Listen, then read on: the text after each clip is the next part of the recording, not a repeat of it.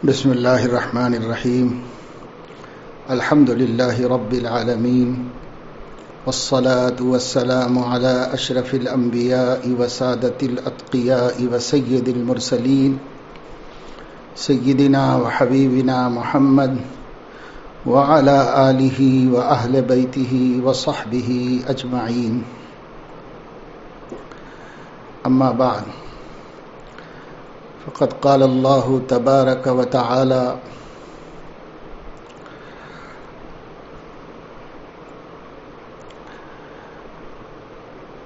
والسابقون الأولون من المهاجرين والأنصار والذين اتبعوهم بإحسان صدق الله العظيم. قال النبي صلى الله عليه وسلم: طوبى لمن رآني ومن رأى من رآني، أو كما قال عليه الصلاة والسلام.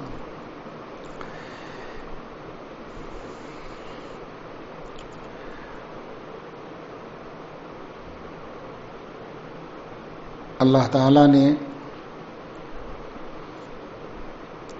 جب خاتم النبیین، امام الانبیاء والمرسلین، محبوب رب العالمین سیدنا محمد الرسول اللہ صلی اللہ علیہ وسلم کو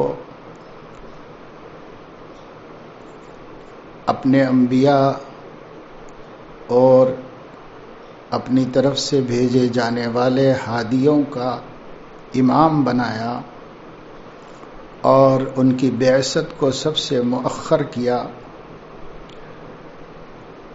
تاکہ انسانی مزاج جب اللہ تعالی کی محبوب ترین شریعت اور دستور حیات اور انداز زندگی پر قائم ہونے کی اہل بن جائے، تب اس آخری نبی کو بھیجا جائے جو اللہ تعالیٰ کی محبوب شریعت کو لا کر خود عمل کرے اور انسانیت کو دکھائے. جس طرح ابتدائی درجات ہوتے ہیں اور ان درجات سے گزرتے گزرتے تعلیم کے آخری مرحلے پر آدمی پہنچتا ہے، تو مقصود تو مثلا میڈیسن ہے، مقصود تو انجینئرنگ ہے، لیکن اس کو پانے کے لیے، اس کو پڑھ سکنے کے لیے اور اس کو سمجھنے کے لیے جتنے علم کی ضرورت ہے، ان بنیادی صلاحیتوں کو پیدا کر کے، اس استعداد کو نکھار کے جب اس میں اہلیت ہو جاتی ہے کہ اب یہ انجینئر بن سکتا ہے اور اب یہ ڈاکٹر بن سکتا ہے، سائنٹسٹ بن سکتا ہے، تو اس مقصود کو پڑھایا جاتا ہے. اس سے پہلے کہ جتنے برس ہوتے ہیں تعلیم کے، حالانکہ وہ اس سے بھی زیادہ ہوتے ہیں، تو ان سارے تعلیمی سالوں کا مقصد اس کی اہلیت پیدا کرنا ہے جو مقصود تعلیم تھا، طالب علم کے پڑھنے والے کا جو مقصود تھا اس کے لیے. اسی طریقے سے سمجھیے کہ سیدنا آدم علیہ السلام سے لے کر خاتم و انبیاء بنی اسرائیل سیدنا عیسیٰ مسیح ابن مریم علیہ السلام تک جو 1.25 لاکھ انبیاء تشریف لائے اور انسانیت کو سب نے اچھی بات بتائی، اچھا سبق دیا. توحید کی دعوت تو سب کی دعوت میں مشترک ہے، وہ بنیاد ہے، لیکن جو شریعت ہے، جو دستور حیات ہے، جو انداز زندگی ہے، یہ رفتہ رفتہ ابھارا گیا، اونچا کیا گیا، اندر کی صلاحیتوں کو اطاعت پر لایا گیا، تقوی پر لایا گیا، اور ہوتے ہوتے ہوتے ہوتے انسانیت جب اتنی پختہ ہو گئی اور انسانیت میں جب اتنی استعداد اور اہلیت پیدا ہو گئی کہ وہ اللہ تعالیٰ کے محبوب کی دعوت کا تحمل کرے اور اللہ تعالیٰ کی محبوب شریعت کو حرز جاں بنائے اور اپنی زندگی کے لیے اسوہ حسنہ بنائے۔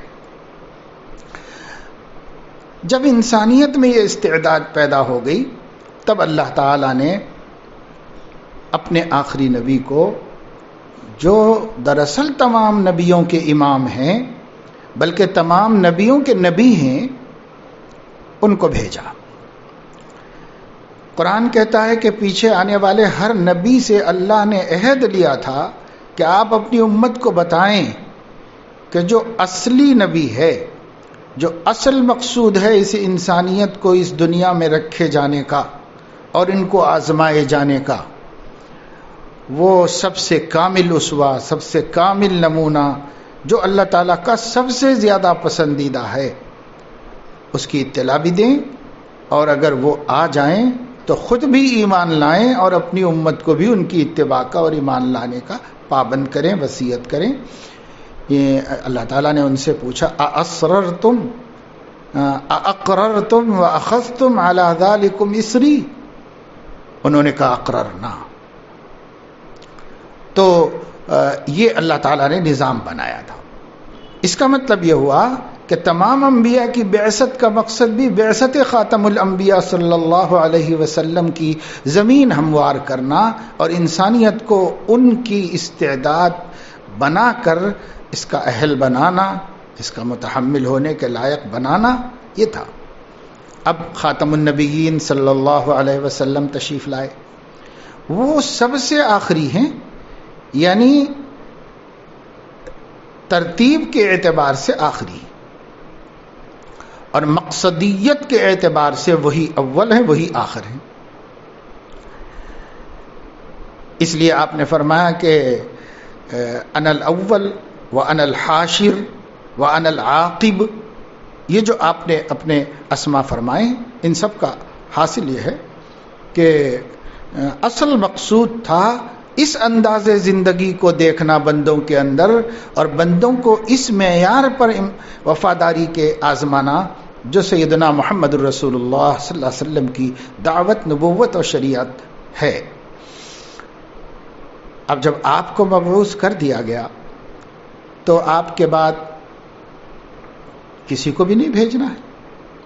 اللہ تعالیٰ کو جو منظور تھا وہاں تک بات آ گئی، آگے اللہ کو کچھ بڑھانا نہیں ہے، تو اسی پہ قائم رکھنا ہے انسانیت کو، اور اسی کی دعوت کو قائم رکھنا ہے۔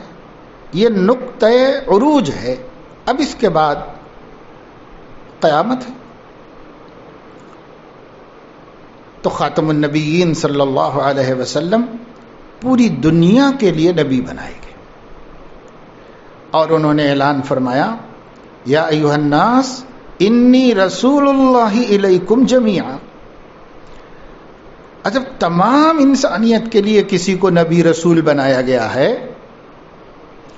تو انسانیت تو مختلف سطح کی ہے، مختلف میدانوں کی ہے، مختلف طریقے رکھنے والی ہے، مختلف تہذیبیں رکھنے والی ہے، مختلف بولیاں بولنے والی ہے۔ تو ایک نبی ان سب کی شکل میں تو سامنے نہیں آ سکتا کہ بھئی اللہ تعالیٰ کسی کو نبی بنائے اور وہ کچھ دن مزدوری کر کے بتائے، کچھ دن تجارت کر کے بتائے، کچھ دن حکومت کر کے بتائے، کچھ دن رعایا بن کے بتائے، کچھ دن امیر رہ کے بتائے، کچھ دن غریب رہ کے بتائے، کچھ دن انفرادی زندگی گزار کے بتائے، کچھ دن اجتماعی زندگی گزار کے بتائے۔ ہر قسم کے لوگ اس کی امت میں ہیں، اس لیے ان کی شریعت تو جامع اور ان کی دعوت اور ان کی تعلیم تو سب کو حاوی اور سب کے اوپر پھیلی ہوئی، لیکن اس کا عملی جو نمونے ہیں وہ عملی نمونوں کے لیے ایک پوری ٹیم ان کو اللہ تعالیٰ نے عطا فرمائی جو ان کی امت اجابت بطور اصالت کے ہے، یعنی بالکل ان کے سامنے کی، ان پر ایمان لا کر، انہی سے دین سیکھ کر، انہی سے دین پہ چل کر، ان کی نگرانی میں دین پہ چل کر اور ان کی نگرانی میں زندگی گزارنے والی۔ ایک جماعت تھی. کتنی؟ جتنے کے نبی سے پہلے انبیاء ہوئے ہیں.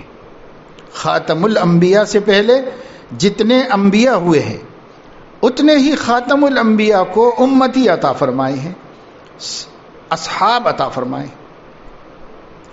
یعنی جہاں ہم بعض حدیثوں سے جانتے ہیں کہ 1.25 لاکھ انبیاء آئے، اور وہیں ہم کو تاریخ بتاتی ہے کہ تقریباً نبی پاک صلی اللہ علیہ وسلم کے وصال کے وقت آپ نے 1.25 لاکھ صحابہ کو چھوڑا.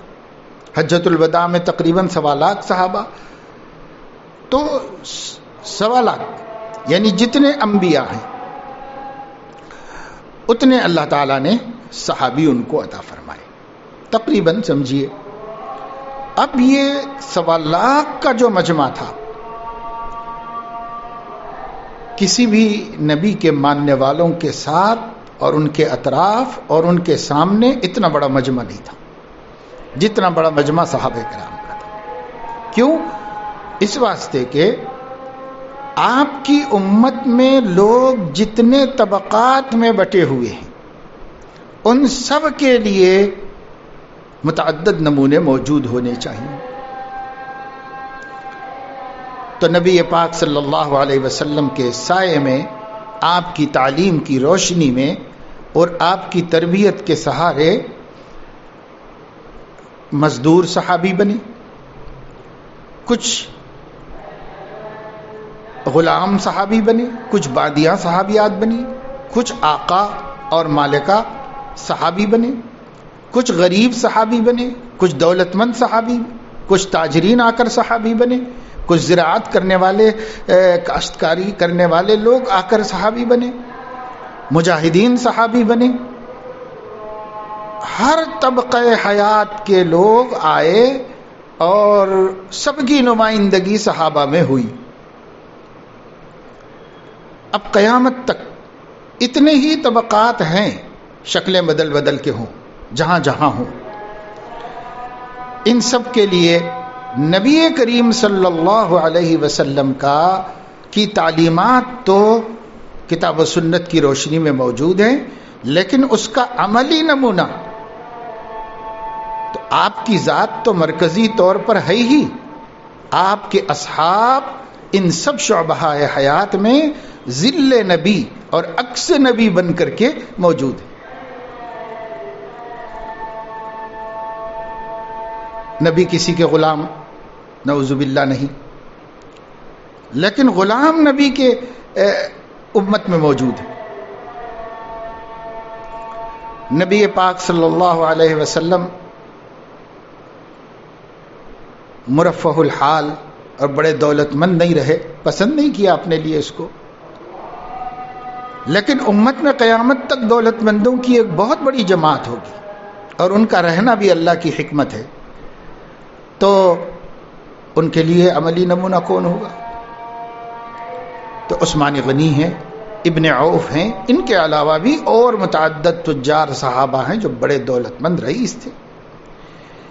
نبی پاک صلی اللہ علیہ وسلم کی زندگی کے آخری ایام میں بہت صحابہ زمیندار تھے، باغات والے تھے. خیبر کی زمینیں تقسیم ہوئیں، بنو قریظہ کے جائیدادیں تقسیم ہوئیں، حضور علیہ الصلاۃ والسلام نے لوگوں کو دی. تو اب ایسا نہیں تھا کہ صرف غریب صحابہ کرام، اب ہر طبقے کے لوگ موجود تھے. تو صحابہ ایک تکوینی نظام کے تحت اللہ کی طرف سے کھڑے کیے گئے، اللہ کی طرف سے، اللہ کا نظام ہے.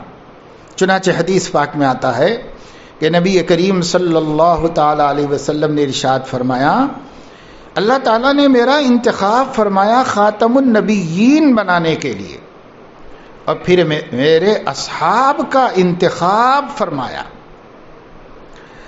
حضرت عبداللہ ابن مسعود رضی اللہ تعالیٰ عنہ کی ایک بڑے طویل خطاب کے اندر یہ بات بھی ہے، اختارہم اللہ لصحبت نبیہ،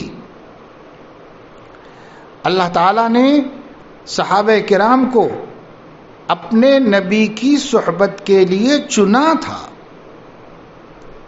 اللہ تعالیٰ نے چنا تھا صحابہ کرام کو اپنے نبی کی صحبت کے لیے. اور اپنے دین کے غلبے کے لیے. تو دین کی تکمیل اور دین کے غلبے اور نبی کی صحبت کے واسطے خدا تعالیٰ کے چنے ہوئے لوگ ہیں. ہمارے نبی کی صفات میں کیا ہے؟ مجتبی، مصطفیٰ، اللہ تعالیٰ کا چنا ہوا، اللہ تعالیٰ کا پسند کیا ہوا، اللہ تعالیٰ کا انتخاب کیا ہوا. یہ ہمارے نبی کی صفات ہیں. اسی طرح یہ صحابہ کرام بھی اللہ تعالیٰ کے چنے ہوئے ہیں. لیکن نبی کاہے کے لیے چنے گئے تھے؟ خاتم الانبیاء بنانے کے لیے، محبوب رب العالمین بنانے کے لیے چنے گئے تھے. اور صحابہ چنے گئے تھے اپنے محبوب کے محبوب بنائے جانے کے لیے، اپنے محبوب کے زیر سایہ رہنے کے لیے، اپنے نبی کی آنکھوں کی ٹھنڈک اور دل کے سکون اور ان کے دین کی غلبے کا ذریعہ اور ان کے دین کی تربیت کا ذریعہ بنانے کے لیے. صحابہ بھی اختارہم اللہ. اس میں صاف صراحت ہے کہ صحابہ اللہ کی طرف سے لائے گئے. جسے کہا میں خود آیا نہیں ہوں، لایا گیا ہوں، محبت دے کے تڑپایا گیا ہوں. صحابہ لائے گئے، صحابہ آئے نہیں، صحابہ لائے گئے. اللہ کے وہ مختار ہیں، یعنی اللہ کے چنے ہوئے ہیں، اللہ تعالیٰ کے اختیار کیے ہوئے ہیں. اب چن کے اللہ تعالیٰ نے اپنے نبی کے ساتھ ان کو لگایا. تو کہے کے لیے لگایا؟ تاکہ یہ ان کے دین کے وارث بنے. ایک حدیث میں حضور علیہ الصلاۃ والسلام نے صحابہ کے مرتبے کو بیان کرتے ہوئے ارشاد فرمایا ہے کہ اللہ اللہ فی اصحابی. کیا مطلب؟ اتقوا اللہ، اللہ سے ڈرو، اللہ سے ڈرو میرے صحابہ کے بارے میں. جو ان سے محبت رکھتا ہے یہ ثبوت ہے کہ اس کو مجھ سے محبت ہے، اور جو ان سے بغض رکھے گا یہ اس بات کی دلیل ہے کہ اس کو مجھ سے بھی بغض ہے، چاہے کہتا ہو کہ مجھ سے محبت ہے. لیکن صحابہ کا بغض نبی کے بغض کا سبب نبی نے قرار دیا. اور اسی وجہ سے خطبات میں ہمارے علاقوں میں تو بالخصوص جمعے کے خطبات میں ضرور یہ حدیث آتی ہے، اللہ اللہ فی اصحابی لا تتخذوهم غرضا من بعدی فمن احبهم فبحبی احبهم ومن ابغضهم فببغضی ابغضهم. صحابہ میں سب آ گئے. صحابہ میں خلفائے راشدین بھی ہے، صحابہ کرام میں انصار بھی ہیں، صحابہ کرام میں مہاجرین بھی ہیں، اور صحابہ کرام میں نبی پاک صلی اللہ علیہ وسلم کے اہل بیت اطہار بھی ہیں، ازواج مطہرات بھی ہیں، بنات طاہرات بھی ہیں. سب اس میں داخل ہیں. یہ سب صحابہ ہیں نبی کے.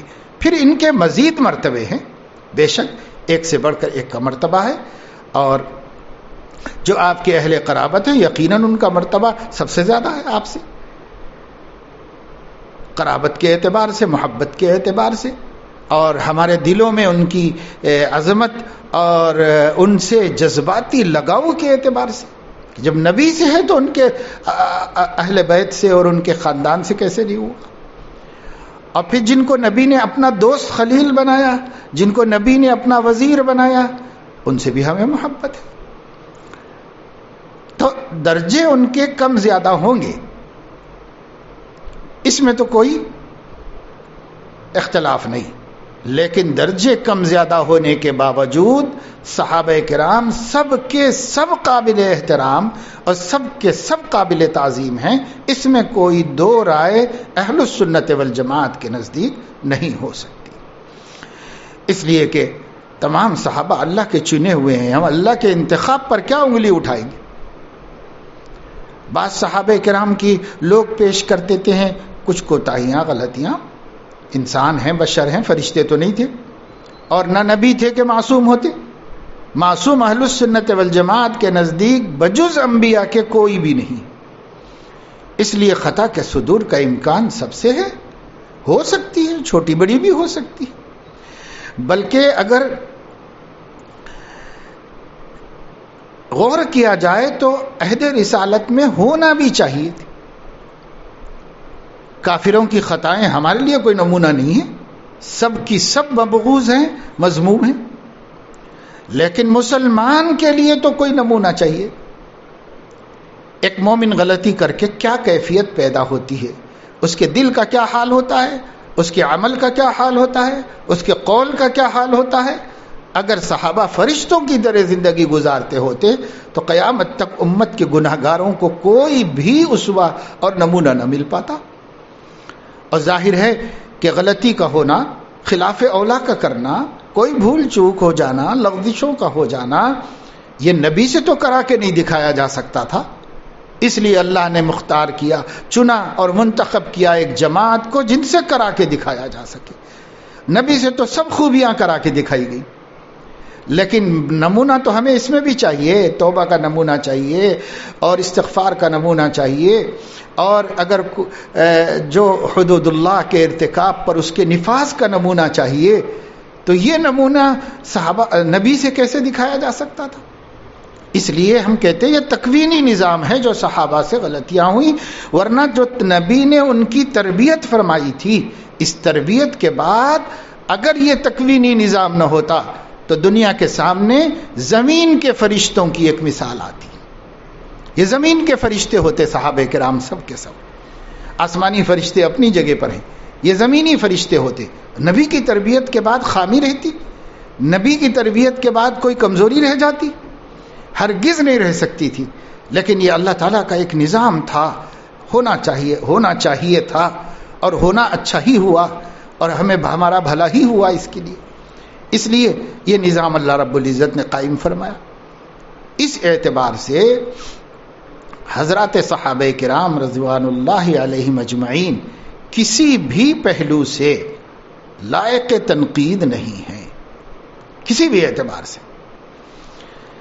جو لوگ نبی کی عظمت کی بات کر رہے ہیں، جو لوگ نبی کے کمالات کی بات کر رہے ہیں، ہم ان سے پوچھنا چاہتے ہیں کہ نبی کریم صلی اللہ علیہ وسلم کو اگر 1 لاکھ 1.25 لاکھ شاگرد دیے گئے تھے تو کیا ہمارے نبی ان کو اللہ کے دین پہ ایسا نہیں جما سکتے تھے کہ ان کی زندگی میں ان سے ایک بھی خطا نہ ہو؟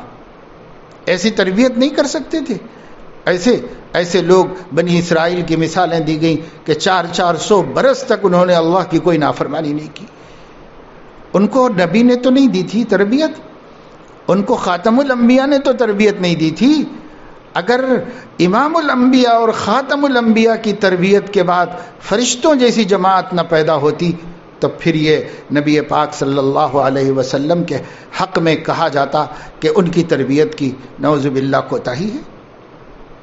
نہیں، وہ ان کی تربیت کے بعد میں یہ سمجھتا ہوں کہ صحابہ فرشتے بن جاتے. اب بن گئے ہوں گے، لیکن اللہ کا ایک نظام تھا، اس نظام کے تحت صحابہ کرام سے کچھ غلطیاں نبی کے جیتے جی، نبی کے آنکھوں کے سامنے مسلمانوں سے کوئی غلطیاں آنی تھی مختلف قسم کی، تاکہ اس پر نبی کا رد عمل اور اس پر نبی کی تعلیم اور نبی کا انداز، اور ایک مومن کو غلطی کر کے کیسا معاملہ اللہ کے ساتھ ہونا چاہیے اور کیسا معاملہ نبی کے ساتھ ہونا چاہیے، اس کا نمونہ ہمارے سامنے عمل میں کیسے آتا. تو ایک نظام کے تحت اس کو وجود میں لایا گیا. اس لیے ان کی غلطیاں ہمارے گناہوں اور غلطیوں سے کوئی میل نہیں کھاتے، کوئی جوڑ نہیں کھاتے. زمین آسمان کا فرق ہے. بے شک وہ بھی کوئی خطا ہوگی اور خطا دوسرا بھی کرتا ہے. اب جیسے دیکھیے حضور علیہ الصلوۃ والسلام نے نیکی میں مثال دی. اللہ کے نبی صلی اللہ علیہ وسلم نے صحابہ کا مقام بتاتے ہوئے یہ فرمایا، اگر تم میں سے کوئی شخص احد پہاڑ کے برابر سونا خیرات کرے تو میرے اصحاب کے 1 سیر یا آدھا سیر، 1 مد یا آدھا مد جو خیرات کرنے کے برابر نہیں ہو سکتا. احد پہاڑ معلوم ہے؟ مسجد نبوی کے مین گیٹ سے نکلتے ہی سامنے جو سب سے بڑا پہاڑ دکھائی دے رہا ہے، یہ احد پہاڑ ہے. جو لوگ گئے انہوں نے احد پہاڑ کو قریب جا کے دیکھا، چڑھ کے دیکھا احد پہاڑ کے برابر سونا کس کو کہتے ہیں؟ کیا کسی کے پاس ہو سکتا ہے اتنا سونا؟ چلو کسی ملک کے مالک کے پاس ہوگا، پہاڑ کے برابر سونا ہوگا، اور وہ سونا خیرات کر دے، اللہ کے نام پہ غریبوں پہ بانٹ دے، اس کو کتنا ثواب ملنا چاہیے؟ آپ غریب کو ایک نوالا کھانا کھلاتے ہیں تو آپ کو اللہ تعالیٰ مغفرت فرماتے ہیں۔ پیاسے کتے کو بدکار عورت یا مرد زبان تر کرتا ہے، حلق تر کر دیتا ہے تو اللہ تعالیٰ بخشش کر دیتے ہیں، نبی اس کو جنت میں دیکھ رہے۔ اور اگر کوئی احد پہاڑ کے برابر سونا خیرات کر دے غریبوں کے اوپر، کیا اجر ملنا چاہیے اس کو؟ کیا ثواب ملنا چاہیے؟ وہ ثواب بلکہ اس سے کہیں زیادہ اجر و ثواب نبی کے صحابی بننے والے کے ہاتھ سے ایک سیر یا آدھا سیر جو خیرات کرنے پر اس سے بھی بڑھ کے ان کو ثواب ملے گا۔ فرق ہے؟ خیرات میں کتنا فرق ہو گیا، کتنا فرق ہو گیا۔ اب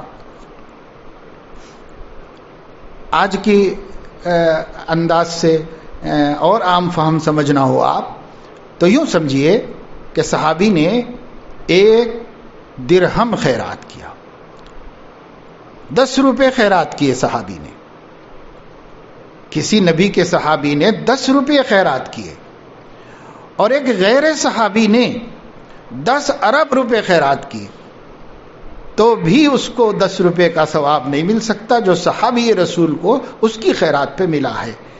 کیوں؟ یہ نیکی ہے، اور یہ اس نیکی سے 1 ارب گنا زیادہ نیکی اس نے کی ہے، لیکن اس کو صحبت نبی حاصل نہیں ہے، اس کو صحبت نبی حاصل ہے۔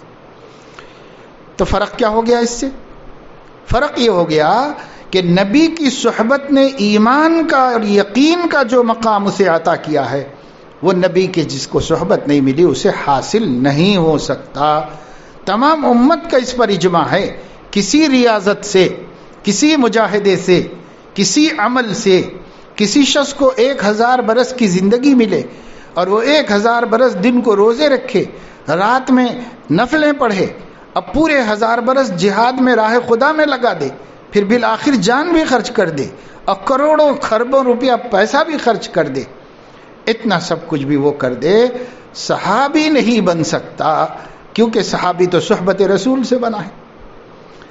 اب وہ نہیں تو پھر بننے کی کوئی رستہ نہیں، اس لیے اب کسی کو وہ مقام نہیں جو مقام ان کو حاصل ہے، چاہے آپ اس سے راضی ہو چاہے آپ اس سے ناراض رہی۔ حاسد شقی جل کر کباب ہو، لیکن ایک ادنا معمولی صحابی کے درجے کو بھی نہ غوث پہنچ سکتا ہے، نہ قطب، نہ ابدال، کوئی نہیں پہنچ سکتا۔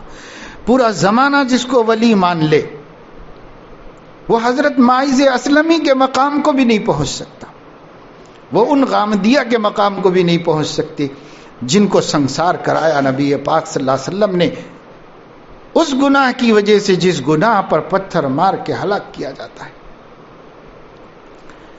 اس کے درجے کو نہیں پہنچ سکتی۔ حضور علیہ الصلاۃ والسلام کے سامنے ایسا ہوا کہ جس وقت معیز اسلمی کو ایک غلام کو جن سے ایک خطا ہو گئی تھی، حضور علیہ السلام نے سزا دی، سنساری کی سزا ملی، پتھر مار مار کے اس کو ہلاک کیا گیا۔ مسجد کے سامنے صحابہ کرام نے حکم کی تعمیل کی،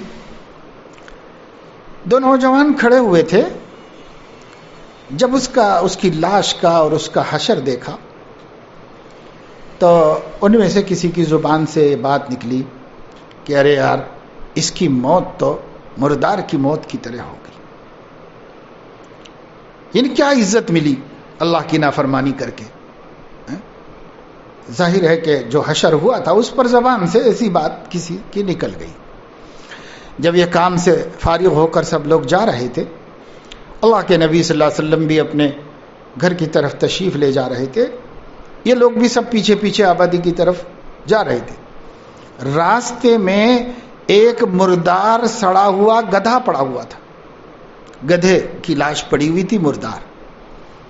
حضور علیہ الصلاۃ والسلام رکے اور پلٹ کے دیکھا وہ لوگ کہاں ہیں جو یہ کہہ رہے تھے کہ یہ تو مردار کی موت مرا ہے؟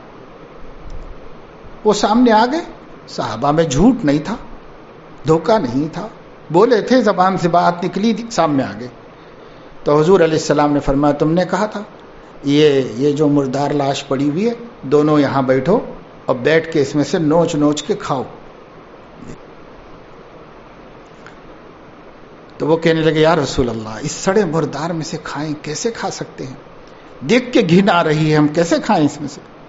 تو حضور علیہ السلام نے فرمایا وہ اس سے بھی زیادہ سڑی ہوئی بات تھی جو تم نے اس شخص کے بارے میں کہی جس کو ہم نے سنسار کروایا تھا اللہ کے حکم سے. اس سے بھی زیادہ سڑی ہوئی بات تھی، کیسے کہی تم نے؟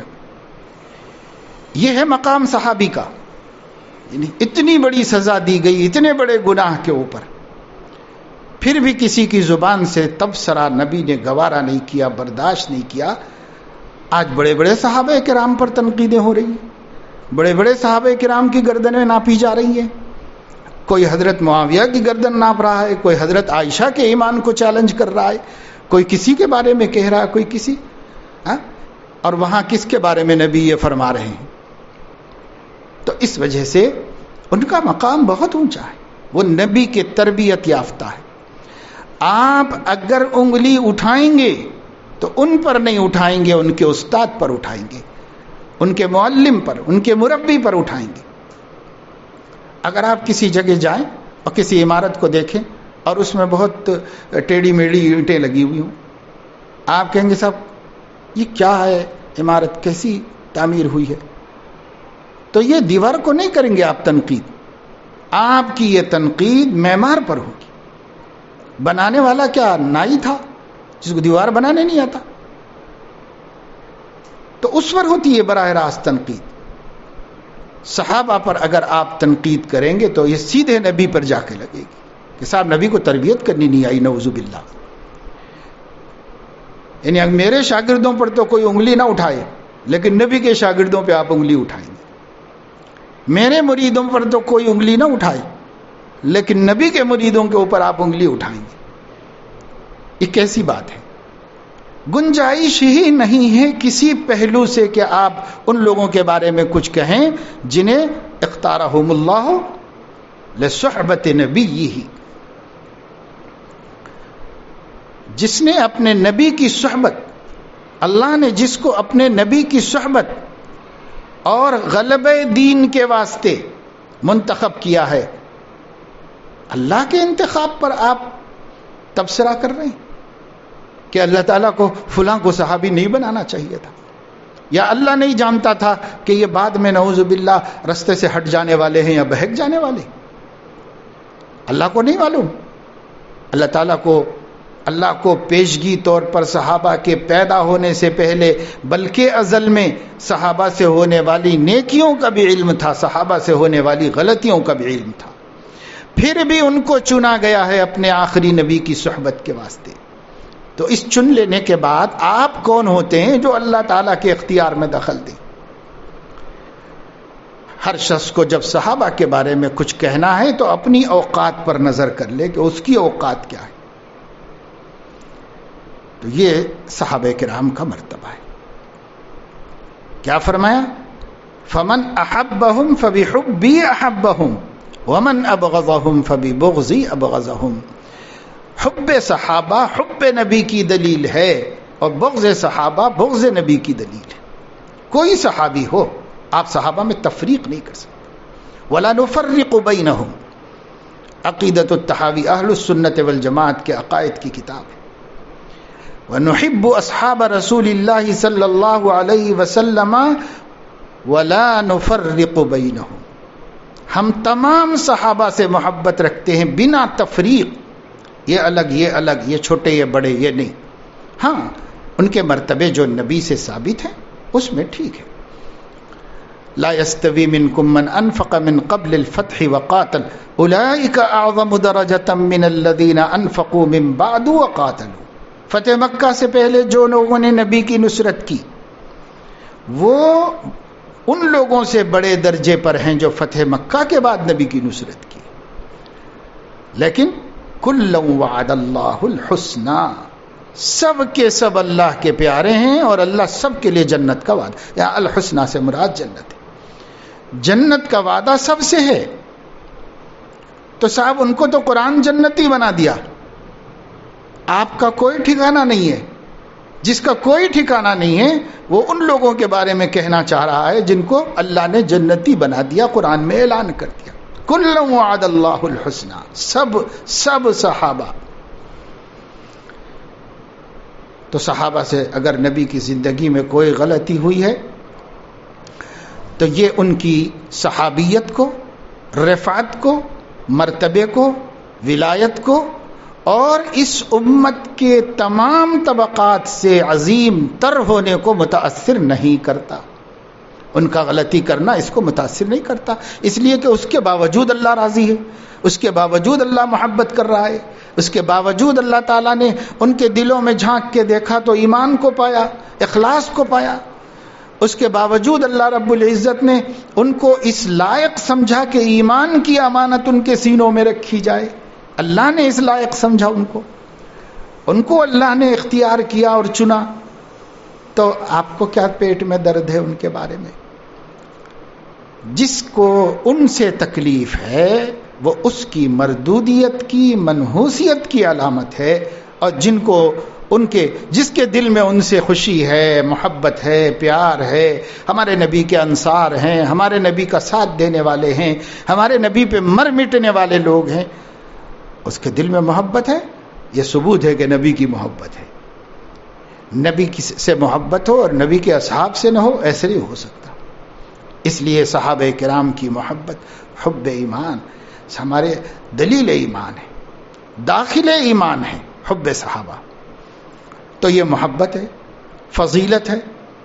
اب ایک طبقہ ہے جو اہل السنت والجماعت ہی میں اپنے کو کہتا ہے, لیکن اور وہ صحابہ کی فضیلت کا بھی قائل ہے, صحابہ کی عظمت کا بھی قائل ہے,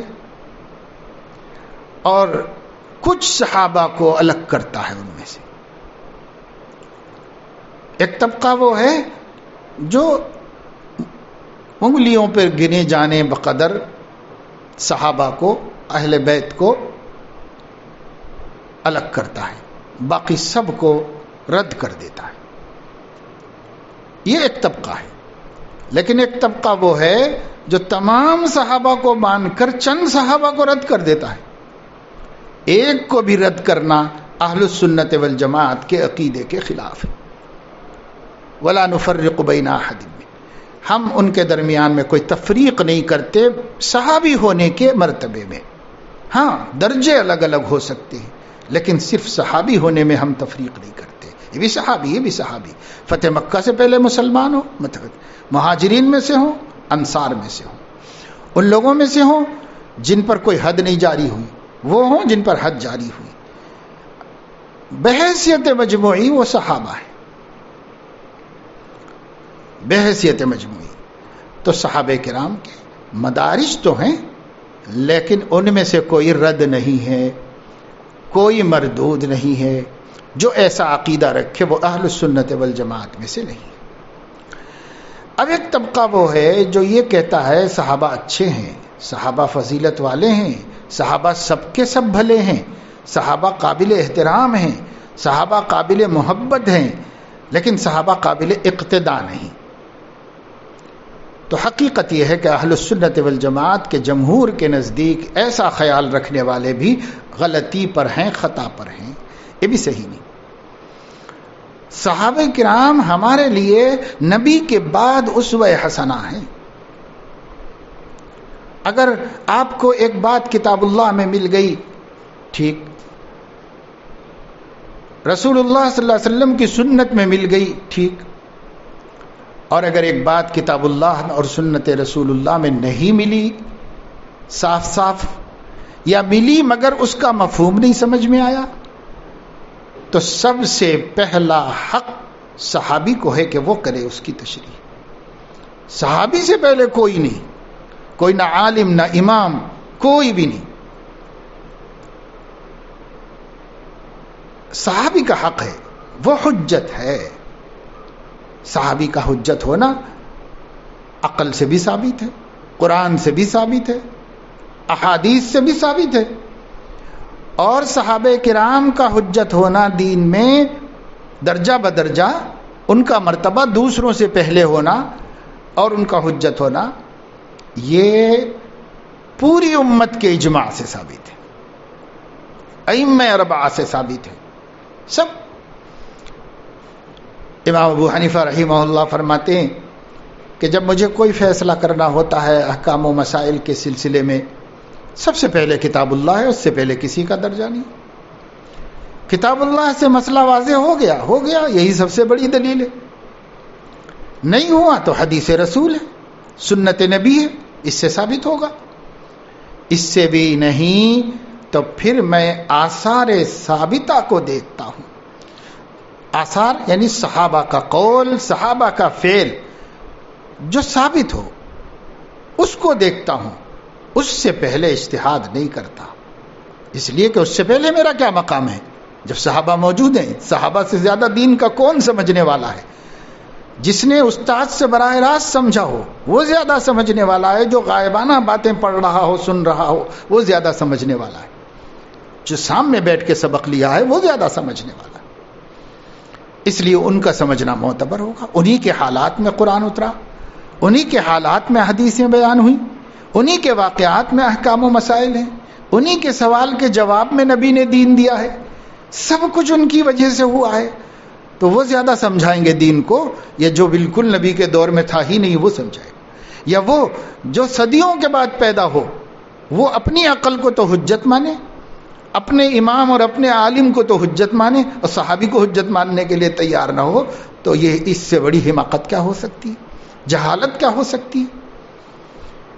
تو کچھ طبقہ وہ ہے جو اپنے کو اہل السنت والجماعت کہتے ہوئے بھی، اپنے کو حق کا داعی کہتے ہوئے بھی، اپنے کو قرآن کا مفسر کہتے ہوئے بھی صحابہ کرام سے استغنا کا اظہار کرتے ہیں کہ ہم رجال ونحن رجال، وہ لوگ بھی انسان تھے، ہم بھی انسان ہیں، ہمارا بھی اتنا ہی مرتبہ ہے جتنا کہ ان کا مرتبہ ہے۔ تو یہ تو بات سمجھ میں آنے والی نہیں۔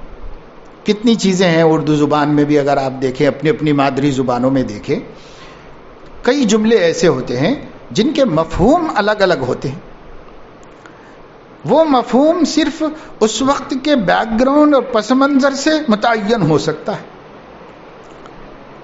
کب کہا گیا تھا، کس سلسلے میں کہا گیا تھا، اگر وہ معلوم ہو تو مفہوم صحیح سمجھ میں آ سکتا ہے، نہیں تو نہیں سمجھ میں آ سکتا۔ اسی طرح بولنے والے کا انداز کیسا تھا، اس کو جس نے دیکھا ہے وہ صحیح معنی بتا سکتا ہے۔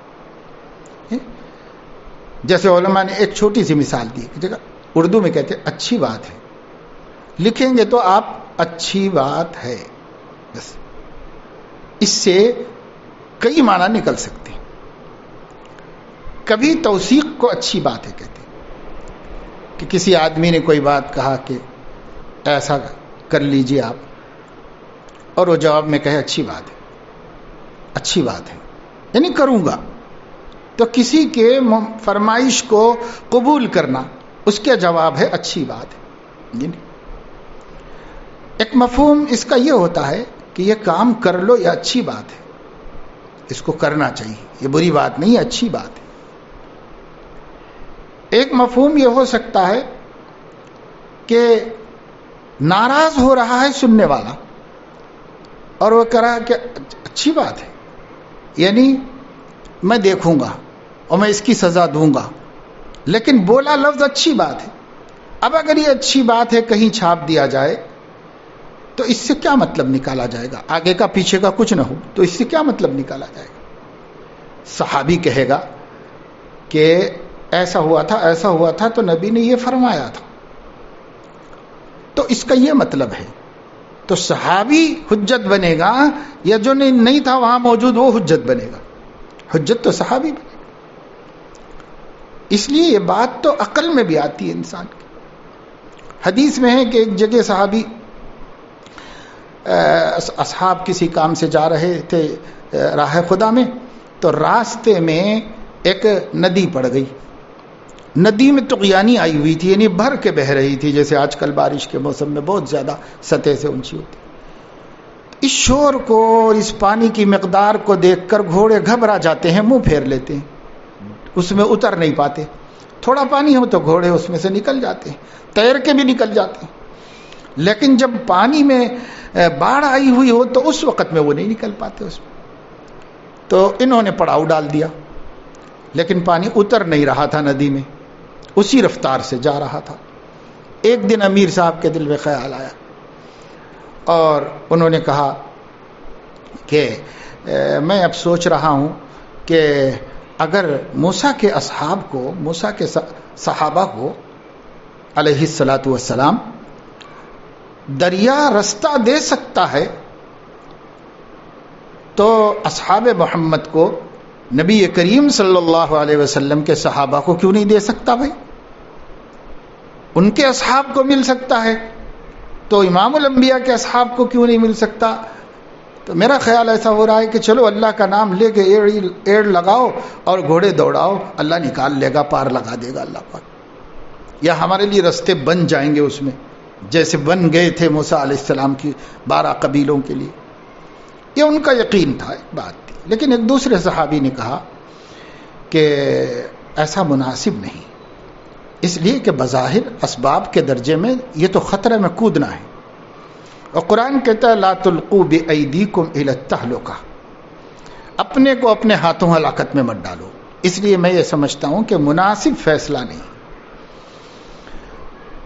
اس قافلے میں میزبان رسول حضرت ابو ایوب انصاری رضی اللہ تعالیٰ عنہ موجود تھے. وہ بہت خفا ہوئے، کہنے لگے آپ لوگ قرآن کریم کے پس منظر کو جانتے نہیں اور قرآن کی تفسیر کرنے لگتے ہیں. یہ آیت تو ہم انصار مدینہ کے بارے میں اتری ہے. جب مکہ فتح ہو گیا تو ہم نے حضور علیہ السلام سے درخواست کی تھی کہ 1 سال کی چھٹی دیجئے تاکہ ہم لوگ اپنی کھیتی باڑی، باغات وغیرہ کو دیکھ لیں، اس کی فکر کر لیں. 9 سال سے مسلسل جو ہے صحابہ مہم میں شریک تھے. ایک سال دے دیجئے، تو 1 سال چھٹی چاہتے ہیں کہ کوئی اور مہم نہ ہو، کوئی جہاد نہ ہو، اور ہم اپنا ذرا دیکھ لیں روزی روٹی. تو کہتے ہیں حضور تو بہرحال بہت رحیم و کریم تھے. حضور علیہ السلام خاموش ہو گئے، کچھ فرمایا نہیں. پھر وحی آئی اور جبرائیل یہ آیت لے کے آئے لا تلقوا بأیدیکم الی التہلکہ، نبی آن ڈیوٹی ہیں، تم چھٹی مانگ کر اپنے آپ کو ہلاکت میں مت ڈالو. جب تک نبی کام کر رہے ہیں، اصحاب رسول کا کام ہے کہ کام پر لگے رہیں. جب تک نبی ڈیوٹی پر ہیں آپ لوگ بھی ڈیوٹی پر رہو گے. تو فرمایا یہ پس منظر ہے اور تم اس کو یہاں لا کے جوڑ دی ہو کہ بھئی اپنے آپ کو ہلاکت میں مت ڈالو. اگرچہ کہ مفسرین کے نزدیک اس کے مفہوم عام میں اس کی بھی گنجائش ہے، لیکن اصل کیا تھا وہ صحابی کو معلوم تھا کہ اصل کاہے کے لیے اتری تھی، یہ نازل کاہے کے لیے ہوئی تھی، وہ ان کو معلوم ہے. اگر آپ قرآن کریم پڑھیں گے تو قرآن کریم کا بیشتر حصہ صحابہ کے بغیر سمجھا ہی نہیں جا سکتا. اس لیے صحابہ کرام کا مقام ہے دین میں حجت کے اعتبار سے. ان کا قول بھی حجت ہے، ان کا فعل بھی حجت ہے، کیونکہ اللہ رب العزت نے قرآن کریم میں فرمایا ہے والذین اتبعوہم بإحسان السابقون الاولون من المہاجرین والانصار والذین اتبعوہم بإحسان. تو یہ مہاجرین و انصار یعنی صحابہ کی جنہوں نے اچھی اتباع کی، یعنی تابعین، جب ان کو بھی اللہ کی رضا میں شامل کر لیا گیا ہے تو پھر صحابہ کا کیا مقام ہے؟ صحابہ کی اتباع حجت تھی، تبھی تو اللہ تعالیٰ نے ان کی اتباع کرنے والوں کو، صحابہ کی اتباع کرنے والوں کو اپنی رضا کا پروانہ دیا ہے اللہ تعالیٰ نے. تو جب اللہ تعالیٰ ان کی رضا کا پروانہ ان کو دے رہا جو صحابہ کے والذین اتبعوہم بإحسان، یہ نہیں کہا کہ جو لوگ قرآن کی حدیث کی اتباع کرتے ہیں، یہ کہا ہے کہ جو لوگ صحابہ کی اتباع کرتے ہیں، انصار و مہاجرین کی اتباع کر رہے ہیں، ان سے اللہ راضی ہے. اور اللہ کی رضا کا مطلب یہ ہوا کہ پھر صحابہ کی اتباع حجت ہے. ہاں کوئی یہ کہہ سکتا ہے کہ قرآن کریم میں یہ فرمایا گیا ہے فَإِن تَنَازَعْتُمْ فِي شَيْءٍ فَرُدُّوهُ إِلَى اللَّهِ وَالرَّسُولِ، تو اس میں صحابہ کا ذکر نہیں ہے. اگر کسی چیز میں تمہارے درمیان اختلاف ہو جائے تو تم اس کو اللہ اور رسول کی طرف لوٹاؤ. تو جب اللہ اور رسول کا مطلب کتاب و سنت کی طرف لوٹاؤ، اس میں صحابہ کا ذکر نہیں ہے. تو اس کا جواب علماء یہ دیتے ہیں کہ ہاں کتاب و سنت ہی کی طرف لوٹاؤ، کہ اصل حجت تو وہی ہیں، لیکن جو مسئلہ کتاب و سنت سے حل نہیں ہوا تو اب نمبر آ جائے گا صحابہ کا تمہارے سے پہلے یا تمہارے امام سے پہلے صحابہ کا نمبر آئے گا. ان سے بھی نہ ملے تو اجتہاد کرو. یعنی حضرت عمر رضی اللہ تعالی عنہ نے قاضی شریح کو خط لکھوایا تھا. اس خط میں کچھ ہدایات دی تھی فیصلے کرنے کے سلسلے میں. وہ قاضی تھے، جج تھے. حضرت عمر نے اس خط میں ابو داؤد سنن نسائی میں وہ خط ہے، اور اس کو شیخ البانی نے بھی نسائی کی صحیح احادیث کے اندر شامل کیا ہے. اس خط میں حضرت عمر نے ان کو یہ کہا کہ تم کوئی مسئلہ پیش آ جائے عدالت میں تو کتاب اللہ سے فیصلہ کرو. کتاب اللہ میں اس کا فیصلہ نہ ملے تو سنت رسول اللہ سے فیصلہ کرو. سنت رسول اللہ سے بھی اس کا نہ ملے تو پھر اقوال صالحین سے کرو. حضرت عمر کے زمانے تک صالحین کون ہیں؟ صالحین صحابہ کرام ہیں. صحابہ کرام کے جو حالات ہیں، روایات ہیں، تشریحات ہیں، اقوال ہیں، آثار ہیں، ان سے کرو. اور اگر وہ بھی نہ ملے تو پھر تم اجتہاد کر کے کرو. اور اس کے بعد فرمایا کہ صحابہ کرام کو اجتہاد پر مقدم رکھنا میرے نزدیک خیر ہے. یہ خیر ہے، اس کو مقدم رکھو، اس کو مقدم رکھ کے اس کے مطابق فیصلہ کرو. تو فیصلہ کرنے کے لیے خود صحابہ بھی یہ سمجھتے تھے کہ اگر صحابہ کے اقوال موجود ہیں تو پھر کسی کی اجتہاد کی ضرورت نہیں ہے، اور پھر کسی کے بھی اس میں دخل دینے کی ضرورت نہیں ہے. یہ خلفائے راشدین کہہ رہے ہیں. نبی کریم صلی اللہ علیہ وسلم فرما رہے ہیں علیکم بسنتی وسنت الخلفاء الراشدین المہدیین تمسکوا بہا وعضوا علیہا بالنواجذ. حضور علیہ السلام نے فرمایا میرے بعد جو زندہ رہیں گے دین کے سمجھنے میں بہت اختلافات ہو سکتے ہیں، اس لیے تم میری سنت اور میرے خلفاء راشدین کی سنت کو مضبوطی سے تھام لو. تمسکوا بہا، چمٹے رہو. عضوا علیہا بالنواجذ، دانتوں سے، سامنے کے جو نوکیلے دانت ہوتے ہیں، کسی چیز کو مضبوطی سے پکڑ لینا ہوتا ہے تو ان سے پکڑا جاتا ہے، چھڑانا آسان نہیں ہوتا. حضور علیہ السلام نے فرمایا ایسے پکڑ لو خلفاء راشدین کو، وہ جو کہہ دیں اس کو مان لو اور اس پر عمل کر لو. اور صحابہ کرام کا اتباع بھی، صحابہ کرام کے عام اتباع کو بھی کہا گیا. قرآن میں کہا گیا واتبع سبیل من اناب الی، جو منیب ہیں ان کی اتباع کرو. اور صحابہ کا منیب ہونا قرآن مجید میں اللہ تعالیٰ نے بیان فرمایا کہ یہ لوگ منیب بن کر آپ کی خدمت میں حاضر ہو گئے، لہذا ان کی یہ منیبین ہیں، ان منیبین کا اتباع کرو. یہ صحابہ کے بارے میں فرمایا گیا. ایک جگہ فرمایا گیا کہ جن لوگوں کو ہدایت یاب بنایا گیا ہے ان کی اتباع کرو. اور صحابہ کرام کا ہدایت یافتہ ہونا قرآن کی بے شمار آیتوں سے ثابت ہے، لہذا وہ مہتدون ہیں، ان مہتدون کی اتباع کرنا ہے، یہ حجت ہے. قرآن کریم کی آیات، ایسی احادیث بھی ہیں حضور علیہ الصلاۃ والسلام کی جس میں آپ نے صحابہ کرام کے اتباع کا حکم دیا ہے. بعض کے نام لے لے کر فرمایا ہے کہ فلاں کی اتباع کرو، فلاں کی اتباع کرو، فلاں کی اتباع کرو.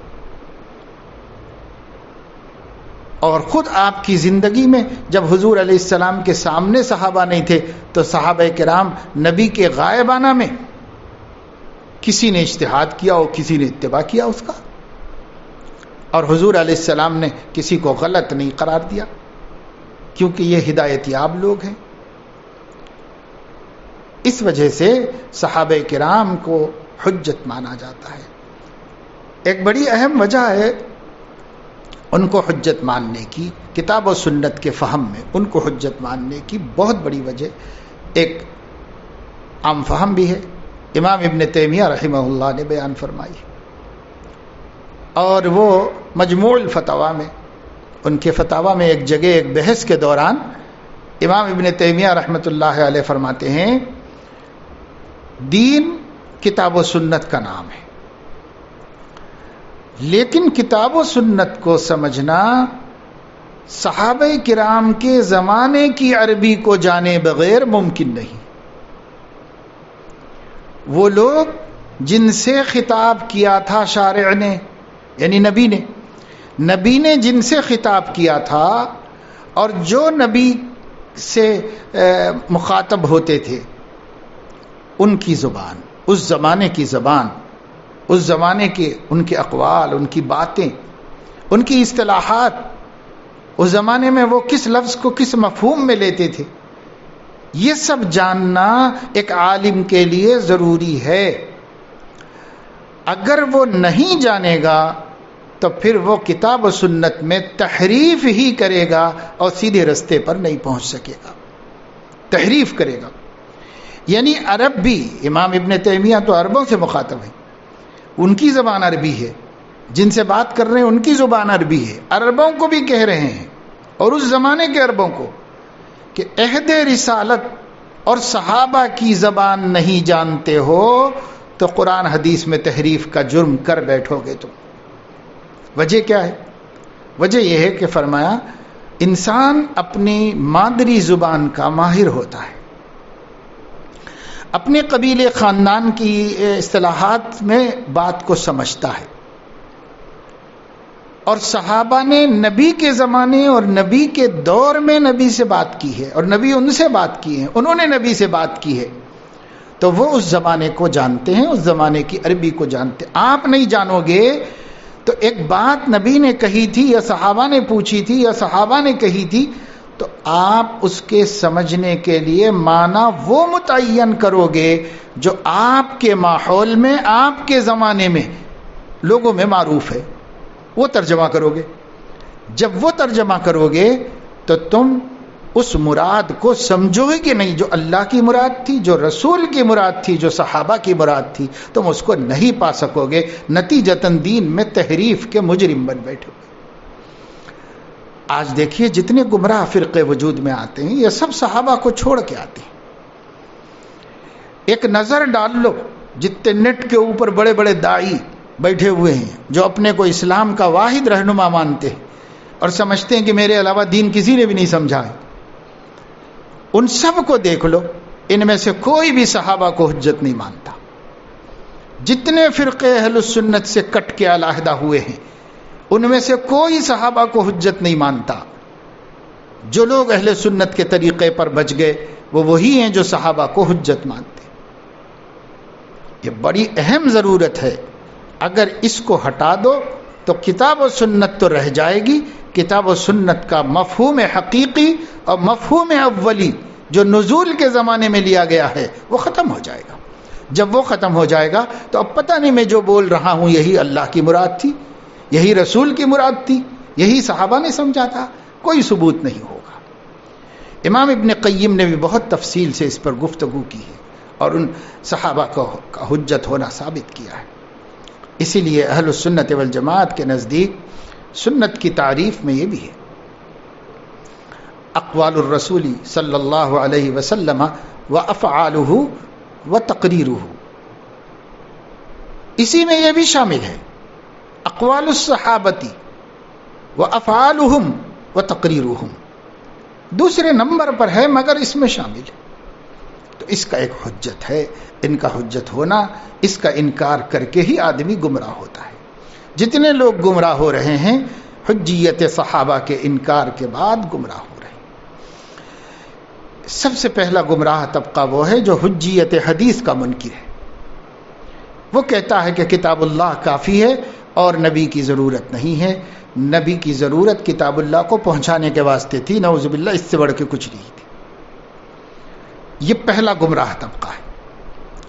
اور اس کے بعد جو لوگ گمراہ ہوئے ہیں وہ سب کے سب قرآن حدیث کو تو لے لیا لیکن صحابہ کرام کو چھوڑ دیا۔ اور جو صحابہ کی حجت، صحابہ کی نبی کے بغیر، یعنی نبی کریم صلی اللہ علیہ وسلم کی احادیث کے بغیر، ان کی سنت کے بغیر قرآن کا سمجھنا ممکن نہیں۔ امام ابو حنیفہ کا قول ہے رحمہ اللہ، لولا السنت لما فہم احد منا القرآن، اگر سنت رسول نہ ہوتی تو ایک بندہ بھی قرآن کو نہیں سمجھ سکتا تھا۔ قرآن سمجھا گیا ہے احادیث شریفہ، نبی پاک صلی اللہ علیہ وسلم کی باتوں کے ذریعے۔ تو جس طرح قرآن کریم بغیر سنت رسول کے گمراہی ہے، اسی طرح احادیث شریفہ کا فہم بغیر صحابہ کرام کے آثار کو سامنے رکھے ہوئے گمراہی ہے۔ اسی وجہ سے لوگ گمراہ ہوئے جنہوں نے صحابہ کو درمیان سے ہٹایا کہ کتاب سے ہم ڈائریکٹ اور نبی سے ہم ڈائریکٹ، کتاب کے بیچ میں نبی کی ضرورت نہیں، میرے اور کتاب کے بیچ میں، یہ بھی گمراہ لوگ ہیں، اور میرے اور حدیث کے بیچ میں صحابہ کی ضرورت نہیں، یہ بھی گمراہ لوگ۔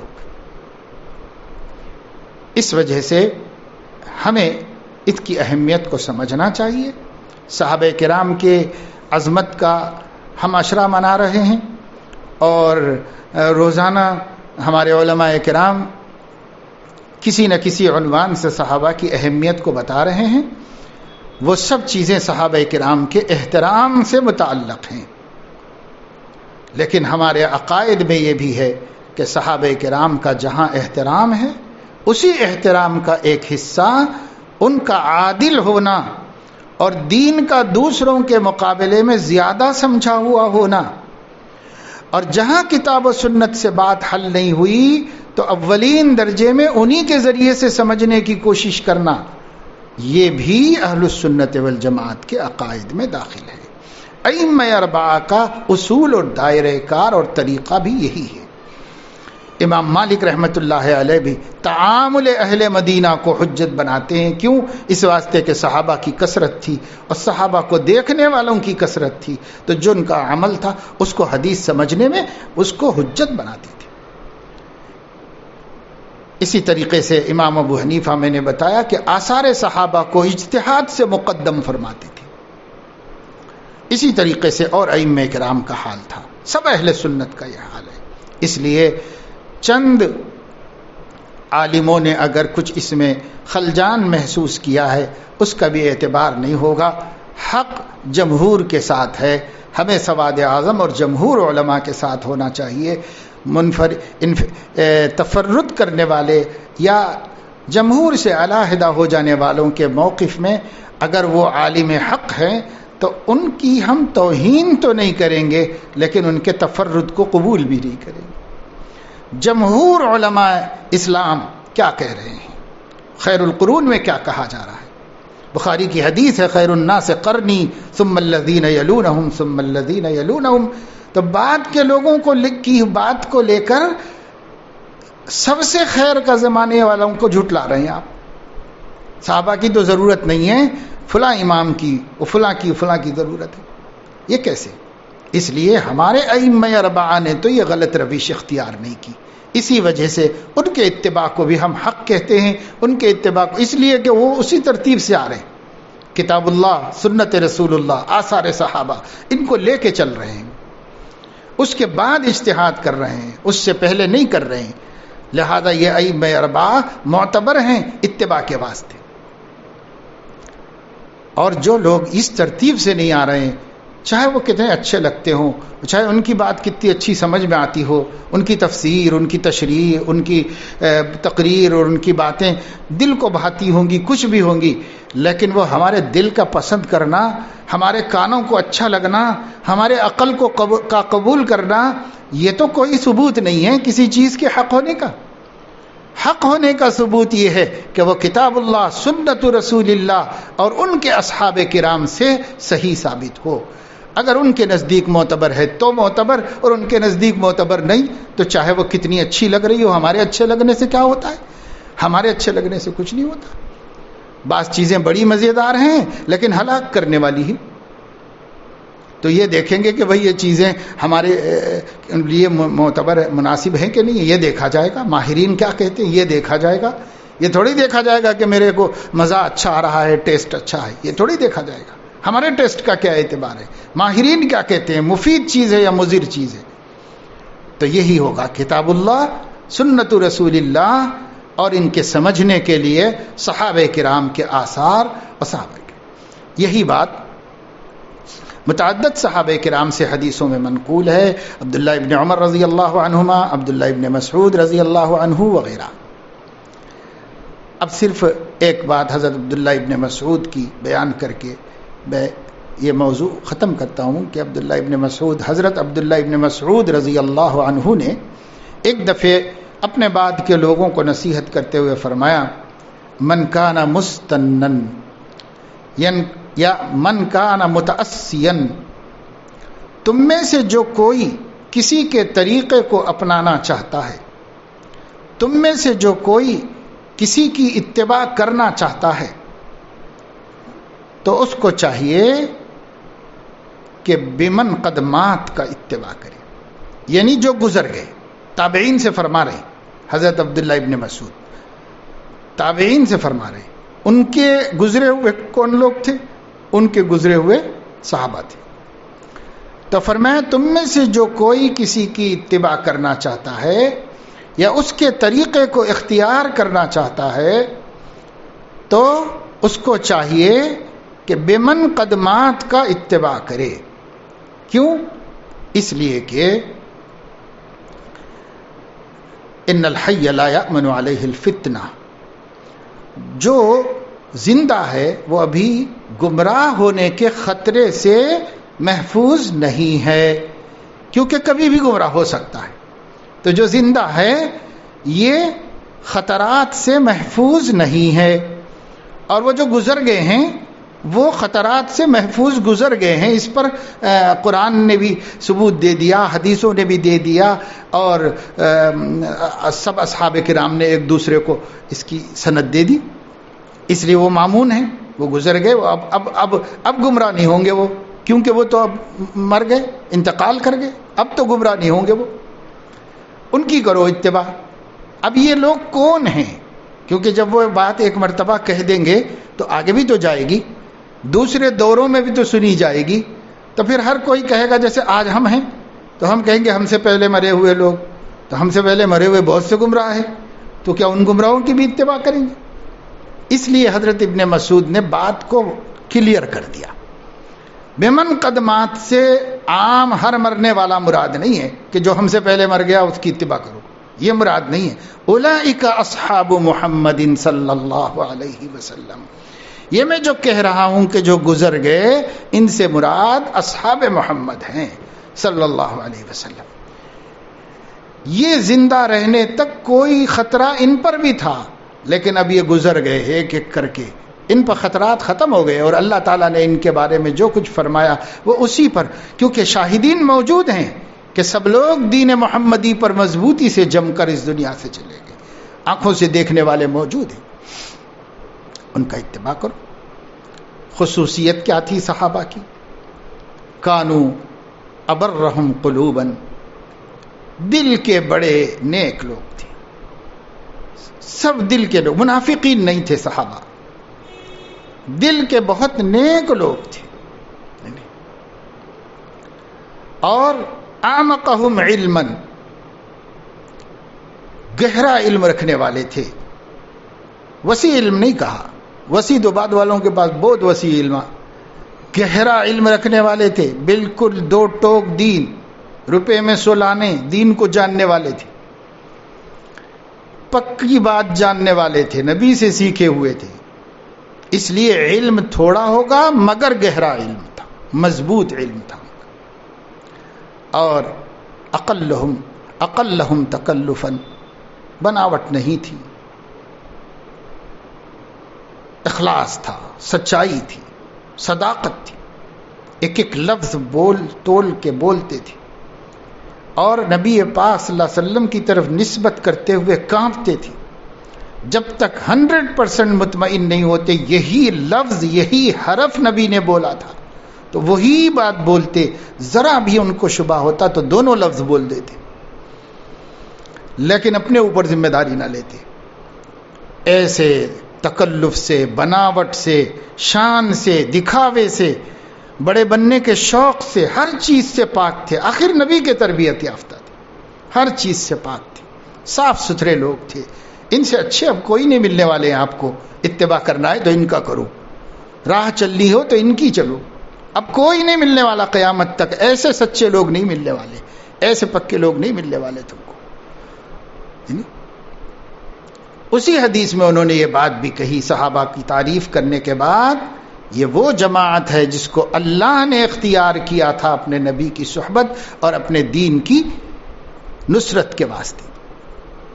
اختارہم اللہ لصحبت نبیہ ولنصرت دینہ. ان کے دین کی نصرت، ان کے دین کے غلبے، اپنے دین کو غالب کرنے، اپنے دین کا نمونہ بنانے کے لیے اللہ نے منتخب کیا تھا. اس لیے ان لوگوں کا اتباع کرو. بہرحال اس وقت بس اتنی بات ہم کہہ رہے ہیں، اور اس کی تفصیل بہت ہے. اگر ساری تفصیل کے ساتھ گفتگو کی جائے تو جو اشکالات ہیں وہ بھی ختم ہو جاتے ہیں. اور جیسے 1500 برس سے امت کی اہل السنت والجماعت اور جمہور اہل حق اسلام کے جس راستے پر ہیں اس کا بالکل برحق ہونا واضح ہو جاتا ہے، کلیئر ہو جاتا ہے. ادھر ادھر کی باتیں سن کر ہر کسی کا ڈاؤن لوڈ کرنا اور سننا، ہر کسی کا بیان، ہر کسی کی کتاب، ہر کسی کی باتیں، ہر کسی میں آدمی، اس کا نتیجہ یہ ہو رہا ہے کہ اب عقیدوں میں وہ پختگی نہیں رہی اور آدمی کی زندگی میں وہ نکھار نہیں رہا جو کبھی مسلمانوں کا امتیاز ہوا کرتا تھا. ابھی مسلمان سب بکھرے ہوئے اگر ایک طریقے سے آتے، کتاب اللہ، سنت رسول اللہ اور صحابہ کرام کی سنت اور صحابہ کرام کا اسوہ، اس ترتیب سے آتے تو گمراہ نہ ہوتے. لیکن اب ایسا نہیں، ہر آدمی اپنی رائے رکھتا ہے، ہر آدمی صحابہ کرام کو تو کچھ بھی نہیں سمجھتا. جب ایسے بھی لوگ ہو جائیں جو حدیث رسول کو کچھ نہیں سمجھتے تو صحابہ کو کیا سمجھیں گے؟ ایسے ہی لوگوں نے مٹی پلید کی ہے اس دین کی، اور ایسے ہی لوگوں نے دین کو خیالات، افکار اور نظریات کی جنگ میں تبدیل کر کے رکھ دیا ہے. بس ہر بات دوسری بات سے ٹکرا رہی، ہر بات دوسری بات سے ٹکرا رہی. یوں انسان حیران ہو کے رہ گیا ہے. اب وہ سوچتا ہے کیا دین، کیسا دین؟ بھائی کھاؤ پیو 4 دن زندگی گزارو، مرو، جو ہونے کا ہے وہ ہوگا. لیکن اسے اب دیندار بننے کی، اللہ کو راضی کرنے کی اور اچھی کیفیت پر مرنے کی اور حسن خاتمہ کی فکر نہیں ہے. اس واسطے نہیں ہے کہ یہ بے ہنگم لوگوں نے اور صحابہ کو چھوڑ کر، سلف صالحین کے طریقے کو چھوڑ کر دین کی تحقیق کرنے والوں نے دین کا ایک ایسا تماشا بنا کے رکھ دیا ہے کہ لوگوں میں ذوق دین ہی ختم ہو گیا، لوگوں میں دیندار بننے کا اور متقی بننے کا شوق ہی ختم ہو گیا. یہ سب نحوست تھی صحابہ کرام کو چھوڑنے کی.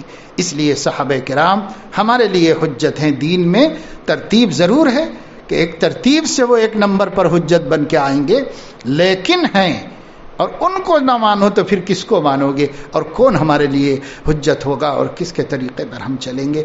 اللہ تعالیٰ اپنے فضل و کرم سے ہمیں توفیق عمل نصیب فرمائے.